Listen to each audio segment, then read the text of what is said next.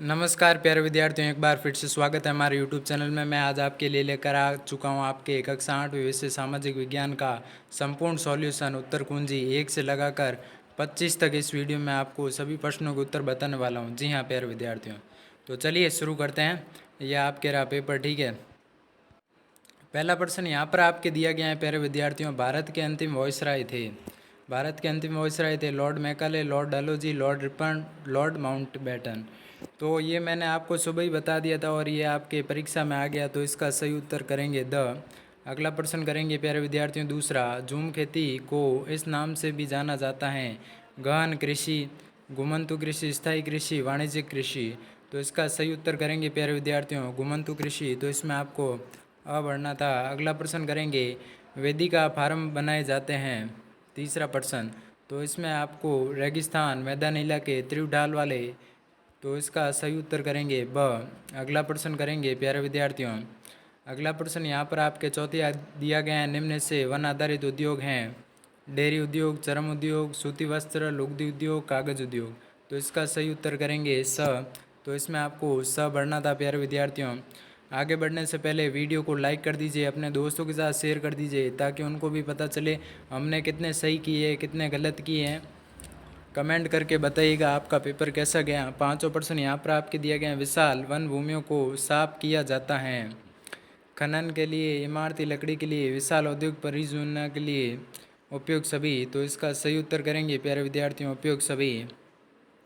तो इसमें आपको द भरना था। अगला प्रश्न करेंगे। अगला प्रश्न दिया गया है प्यारे विद्यार्थियों। जीवन के अधिकार का संबंध किस अनुच्छेद से है। तो इसका सही उत्तर करेंगे प्यारे विद्यार्थियों अनुच्छेद 21 से। तो इसमें भी आपको द भरना था। अगला प्रश्न करेंगे। किस पेशवा ने मराठा ध्वज अटक से कटक तक फहराने का लक्ष्य निर्धारित किया। तो इसका उत्तर करेंगे बालाजी बाजीराव। अगला प्रश्न करेंगे प्यारे विद्यार्थियों। ऊंट महोत्सव मनाया जाता है। ऊंट महोत्सव कहाँ पर मनाया जाता है।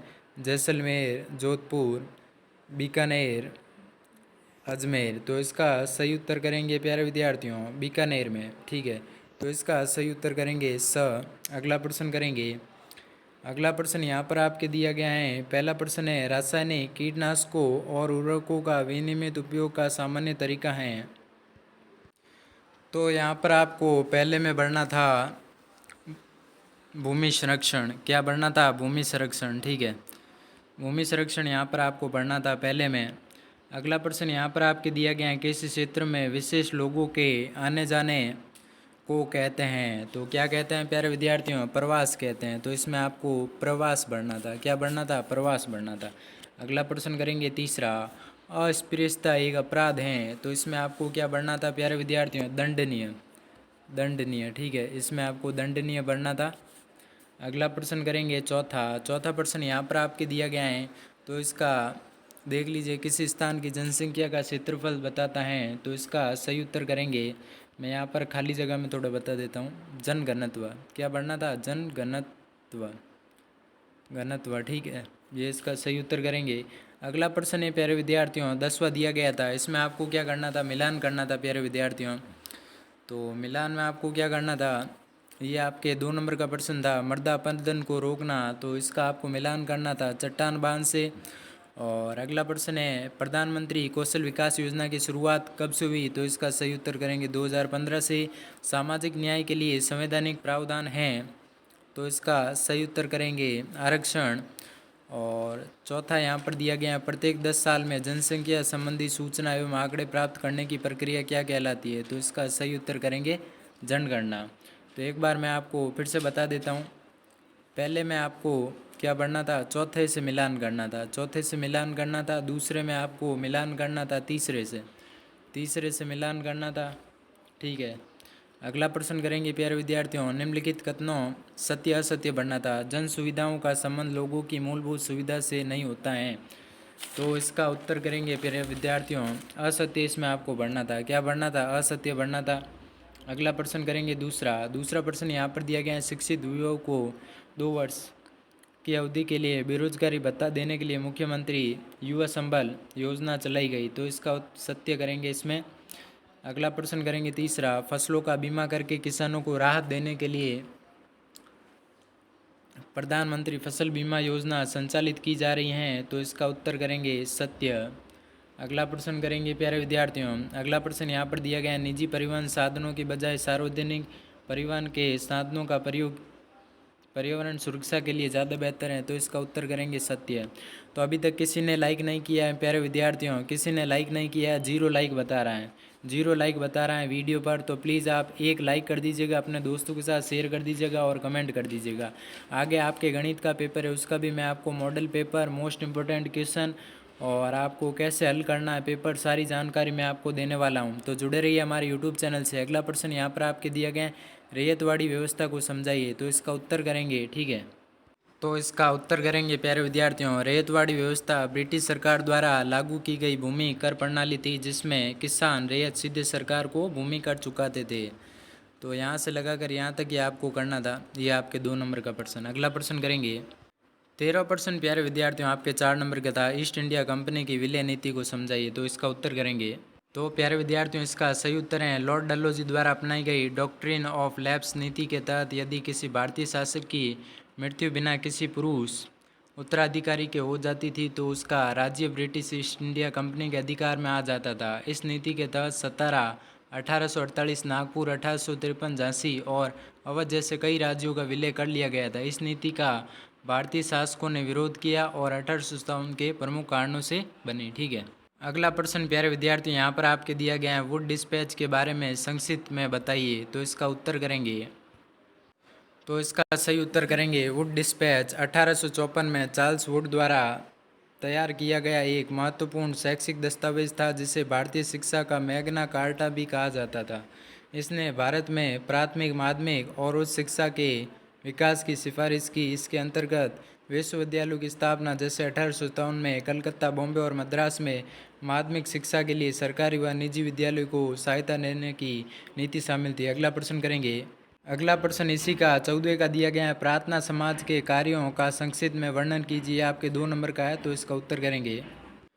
प्यारे विद्यार्थियों यह वीडियो मैं आपके लिए बड़ी मेहनत से बनाता हूं और आप एक लाइक भी नहीं करते हैं, तो मेरी आपसे रिक्वेस्ट रहेगी, प्लीज़ वीडियो को लाइक कर दीजिए, अपने दोस्तों के साथ शेयर कर दीजिए। तो अगला प्रश्न करेंगे, 14 दिया गया है, प्रार्थना समाज के स्थापना 1867 में मुंबई में आत्माराम पांडुरंग ने की थी। इसके प्रमुख उद्देश्य सामाजिक सुधार को बढ़ावा देना, जाति प्रथा को समाप्त करना, विधवा विवाह को प्रोत्साहित करना और महिलाओं की शिक्षा को बढ़ावा देना था। इस समाज ने हिंदू धर्म में सुधार लाने और सामाजिक कुरीतियों को समाप्त करने के लिए कार्य किया। अगला प्रश्न प्यारे विद्यार्थियों यहाँ पर आपके दिया गया है 15वां प्रश्न यहाँ पर आपके दिया गया है, देख सकते हैं, भूसंकलन को समझाते हुए इसकी न्यूनीकरण क्रिया विधि को समझाइए, तो इसका उत्तर करेंगे।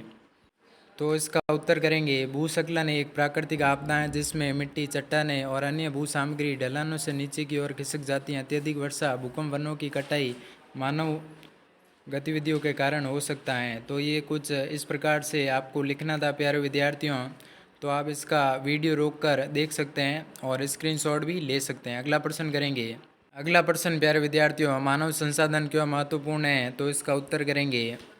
तो इसका उत्तर है प्यारे विद्यार्थियों, मानव संसाधन किसी भी देश की सबसे महत्वपूर्ण पूंजी होती है, क्योंकि यह भौतिक साधनों का सही उपयोग करता है। देखिए, पहला है आपके आर्थिक विकास, शिक्षित और कुशल जनसंख्या देश की अर्थव्यवस्था को मजबूत बनाती है। दूसरा है सृजनात्मकता, तीसरा है सामाजिक, चौथा है उद्योग और उत्पादन। तो इसमें कुछ आपको इस प्रकार से उत्तर लिखना था। उम्मीद है कि आपका पेपर अच्छा गया होगा। अगला प्रश्न करेंगे। अगला प्रश्न प्यारे विद्यार्थियों यहाँ पर आपके मानचित्र क्या दिए गए हैं, 4 नंबर। तो इसमें आपके 4 आए थे, जयपुर, अजमेर, जैसलमेर, बांसवाड़ा। जो मैंने आपको नक्शे का वीडियो बताया था उसी में से आए, आप जाकर देख सकते हैं। तो मैंने आपको कहा था कि 4 नंबर पक्के कर लो, फिर भी आपने वीडियो नहीं देखा, आपने गलती की है। तो यहाँ पर देख लीजिए, इसमें आपको जैसलमेर बढ़ना था। क्या बढ़ना था? जैसलमेर। तो यहाँ पर मैं आपको लिख देता हूँ जैसलमेर, ठीक है, जैसलमेर यहाँ पर आपको बढ़ना था और यहाँ पर आपके जैसलमेर था, ठीक है, जैसलमेर। और आपके इसमें अगला दिया गया है अजमेर। तो अजमेर कहाँ पर है मैं आपको बता देता हूँ। तो अजमेर प्यारे विद्यार्थियों यहाँ पर आपके जस्ट, तो यहाँ पर आपको जोधपुर के पास ही अजमेर करना था यहाँ पर, ठीक है। और सबसे लास्ट में यहाँ पर आपके नीचे दिया गया था बांसवाड़ा।